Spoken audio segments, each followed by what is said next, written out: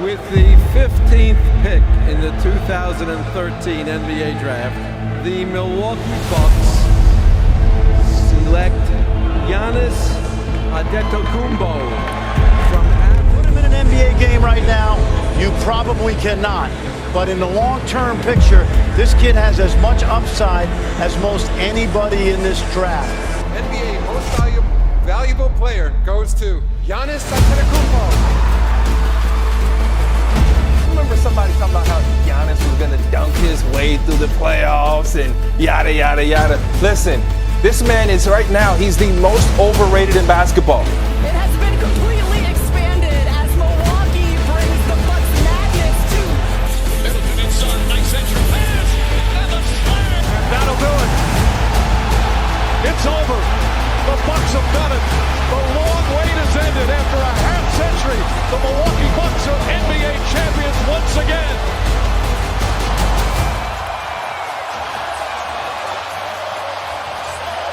So the Bucks have finally completed their journey from laughingstock of the league to champions of it with their first ring in over 4 decades. But this journey wasn't an easy one, and it took years of disappointments and changes to get to this point. But before we get to that, I do need to address the title of this video, which is called How the Bucks Built a Super Team. I understand that at this point it's still very debatable whether the Bucks are a super team or not, but as you know, I have a series on my channel called How This NBA Team Built a Super Team. So before the comments flood saying the Bucks aren't a super team, just know it's more of a title than an actual statement. But anyways, let's get straight into this video. The 15th pick in the 2013 NBA Draft, the Milwaukee Bucks select Giannis Antetokounmpo. So in only a month span during the 2013 NBA offseason, the Bucks drafted both Giannis and traded for Middleton. But at this time, no one knew this would be the future championship duo. In fact, many analysts and fans were upset that the Bucks even drafted Giannis, as many preferred the 18th pick Shane Larkin over him. On top of that, Middleton was seen as more of a throw-in player in his trade with the Pistons, with the narrative being Brandon Knight for Brandon Jennings, in addition to some other reserves. So naturally, hopes were low for Bucks fans, as it seemed another offseason had gone by without the addition of a franchise player to lead them. In fact, at this point, the Bucks had gone over a decade without a single all-star player on their roster. And this season was no different, as the Bucks finished the season with an all-time franchise worst 67 losses and only 15 wins for the last spot in the East. But still, the season wasn't a complete failure, as for brief moments, Giannis has shown flashes of the player he would eventually become, and fans were super hyped to see where Giannis could go. By John Henson. Walters locks it up. Antetokounmpo. Milwaukee gets the call. Antetokounmpo.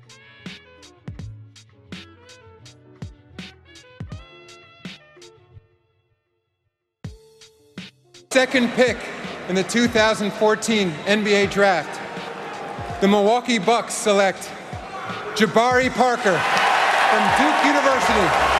So in this draft, the Bucks had a hard decision. They could either go with Jabari Parker or with the injured Joel Embiid, who was seen as more of a project. And in the end, they decided to draft Parker, a man who they believed would instantly become the face of the franchise that Giannis could play Robin to. In addition to signing Jabari Parker, they also decided to fire their head coach, instead replacing him with Jason Kidd. And this is where the Bucks' fortunes start to turn, as Kidd was instrumental in developing the Giannis we know today. So before Kidd, the Bucks' offense would mostly consist of wing isolations for Giannis, with the point guard passing it to him in the post where he could do his thing. But Kidd decided that Giannis was more of a playmaker and completely revamped the offense, so that Giannis would bring up the ball while the other players spread the court. From there, he could either drive and score or pass it out if help defense arrived, which to this day is roughly the same offense Giannis runs. Not only did he change the Bucks' offense, but he also dramatically reshaped their defense. Coming into the next season, the Bucks had one of the largest combined wingspans of the entire NBA, with tallish, quick players at every position. Their starting lineup was all versatile, agile, lanky players that could realistically do a decent job of guarding 3 to 4 positions at one time. And with this in mind, Kidd invented the blitz defense. So the Bucks defense was started in a typical way with man-to-man defense, but as soon as any player set a pick, instead of switching or fighting through the screen, the Bucks would aggressively double-team the ball handler, leaving the remaining 3 players to guard the last 4 positions.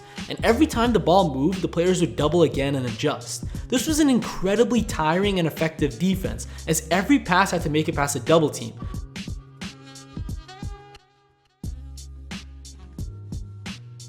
Essentially, it treated every single player on the court, from LeBron James to Norris Cole, as if they were Steph Curry on fire, with aggressive double teams at every chance. And this defense took the league by storm, as in only a season, the Bucks jumped from last in defensive rating to 4th, from 21st in forced turnovers to 1st, and from 28th in opponent field goal percentage to 8th. And they managed to do this without Jabari Parker, who had a season-ending ACL injury midway through the season. And this defense allowed the Bucks to move all the way from the 15th seed to the 6th seed for Giannis' first playoff chance. And in the first round, they faced the Derrick Rose Bulls, who at this time were clearly the better team, as they quickly jumped to a 3-0 lead with dominant victories. The Bucks did manage to win their next 2 games before Game 6, which was a complete disaster, as the Bulls beat the Bucks by a record 54 points to end their season. The Bucks at this point were still incredibly young, and this huge loss led to a complete meltdown down the stretch, with incredibly dirty plays. Man, look at this play right now. You have to hustle back. Numbers again, and Mike Dunleavy splash. You knew it was coming. Count. Take a look. Let's see. Watch Giannis. You can tell this is on purpose. Can't do that. Frustration from this young team, and obviously there is a lot.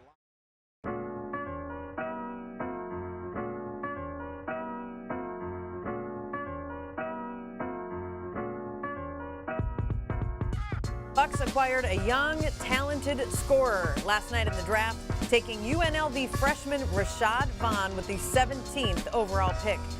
So coming into the next season, even with their terrible 54-point playoff loss, hopes are high for the Bucks, as in only one season they got from the 15th seed to the 6th. And now with Jabari Parker returning from his ACL injury alongside a further developed Giannis and Middleton, plus the signing of back-then star Greg Monroe, the Bucks look prepared to make that leap into 1st to 4th seed territory, a place they hadn't been in years. But it became very clear that the Bucks are not close to the powerhouses they were last season, causing them to drop to only 33 wins with 49 losses for the 12th seed in the East. The main reason for this drop was offenses figuring out the Bucks' defense and how to beat it.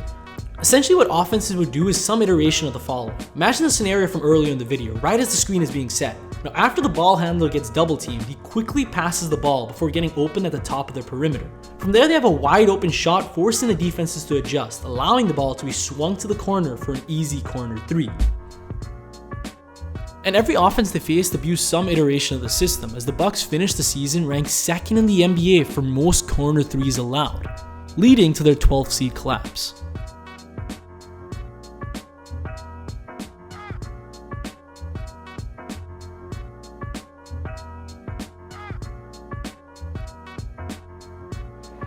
With the 36th pick in the 2016 NBA Draft, the Milwaukee Bucks select Malcolm Brogdon from the University of Virginia.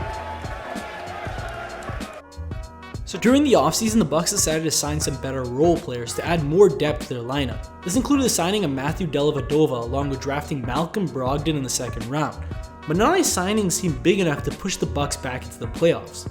But once again, the Bucks surprised everyone as they managed to push their way into the playoffs, mainly due to the emergence and dominance of superstar-era Giannis Antetokounmpo, who was still playing inconsistently but had made it very clear that he was the new face of the franchise for years to come. And in the first round, Giannis was tasked with taking on the Lowry-DeRozan Raptors. And at first, it was an incredibly close series, with both teams trading victories, before the Raptors rallied to win Game 5 and 6 and close out the season. Snell to inbound. It's intercepted by Patterson. And Toronto has won.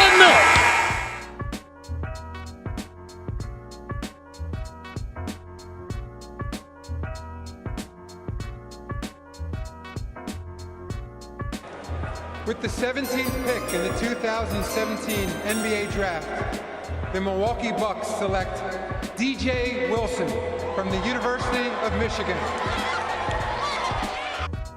So coming into the next season, the Bucks were at a crossroads. It was clear that they had the talent necessary for a deep playoff run, but were being held back by outdated strategies. The easiest way to solve this issue would have just been to fire Jason Kidd, but Giannis loved Kidd, as he was the main reason Giannis developed into the player he is today. So instead, they decided to add even more talent that fit Kidd's strategies by trading for Eric Bledsoe in exchange for Greg Monroe and a couple of picks. Looking plainly at this roster, it is clear that this is a deep playoff team, and the Bucks management felt the same way, putting Kidd on the hot seat to win big this season.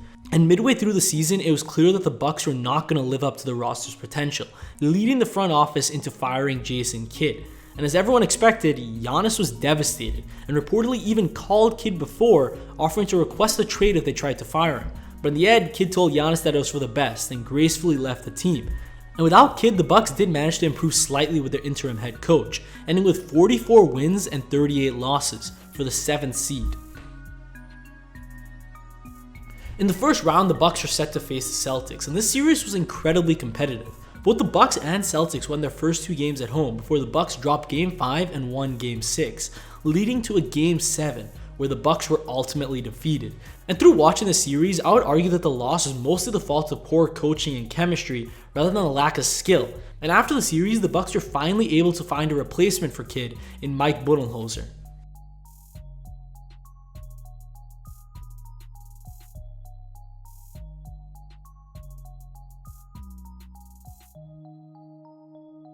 The Milwaukee Bucks select Dante DiVincenzo from Villanova University. Coming into the next season, hopes were high for the Bucks, mainly due to the hiring of Coach Bud, who had already shown he was an elite coach during his tenure at Atlanta. In addition to the coaching, the Bucks also signed excellent shooters in Brook Lopez and Ersan Ilyasova, who would create space for Giannis to play offensively. Overall, it seemed like both Giannis and the Bucks would finally be able to take that leap into 3rd or 4th seed territory. And even with these high expectations, the Bucks surpassed them all, ending the season with 60 wins and only 22 losses for the 1st seed in the East. They're led by the dominance of Giannis, who had just posted his first MVP season, and Coach Bud, who had just won his first Coach of the Year award. And entering the playoffs, the Bucks seemed prepared to make their first title run.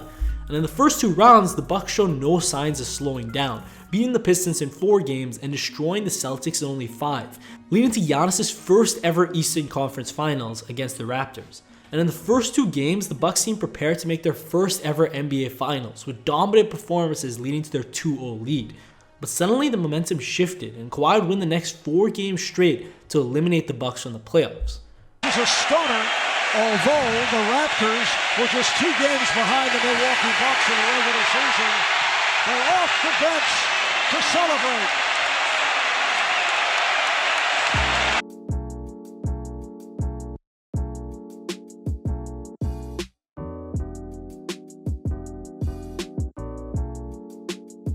Coming into the next season, hopes were up for the Bucks as they did manage to win 10 out of their 11 playoff games before their eventual collapse. On top of that, they managed to re-sign most of their playoff roster to long-term deals, with the exception of Malcolm Brogdon. Plus, with the exit of Kawhi Leonard, the Bucks were clearly the best team in the East and seemed ready for their first playoff run. And throughout the season, the Bucks proved that with dominant performances leading to a 56-win and 17-loss season for another first seed, as Giannis won his 2nd MVP while also taking home the Defensive Player of the Year award. And this momentum continued in the NBA bubble with a quick 5-game victory against the Magic. And suddenly in the 2nd round, the Bucks collapsed as they were quickly eliminated in only 5 games to the Heat after a relatively disappointing series from Giannis where he only averaged 22 points per game behind Middleton's 26. The Milwaukee Bucks lose. The best team in the NBA is gone. And the Miami